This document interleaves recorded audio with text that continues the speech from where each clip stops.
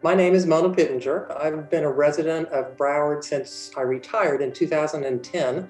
I became a full-time resident here in 2011. I'm originally from Tulsa, Oklahoma, and I had had a real estate business there where we managed properties for the federal government across a 5-state area.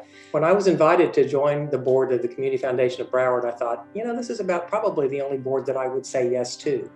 Community foundations are unique animals, and I just love the fact that the Community Foundation of Broward has had such a long-term commitment to this community and really has done so much good. When I first came to Broward, I knew a few people here, but what I really loved about the community immediately was how incredibly diverse the community was in terms of ethnicity, in terms of economic status, in terms of where people were from, sexual orientation, gender. I just found it a very open, engaging community. As a philanthropist for the last 20 years myself, if I tried to understand everything that was going on in this community and understand all of the opportunities, it would just be impossible for me to do that. A community foundation really is that overarching organization which can bring somebody who's a philanthropist, whether it's through a donor-advised fund, an endowed donor-advised fund, a private foundation who chooses to house their resources at a community foundation.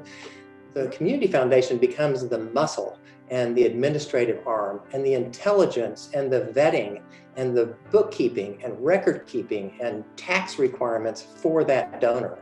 And frankly, you can't beat it. If you try to do this on your own, this is a very, very expensive thing. When you leverage the talent of the staff and the quality of the board that we have at the Community Foundation of Broward, you now have your own philanthropic giving vehicle at your disposal. And frankly, you make much better decisions and you are exposed to many more opportunities that you would be when you try to do it on your own. The thing I think I'm most proud of so far in my only 6 months of tenure on the board is my ability to observe existing processes that have been going on within the Community Foundation of Broward for a number of years.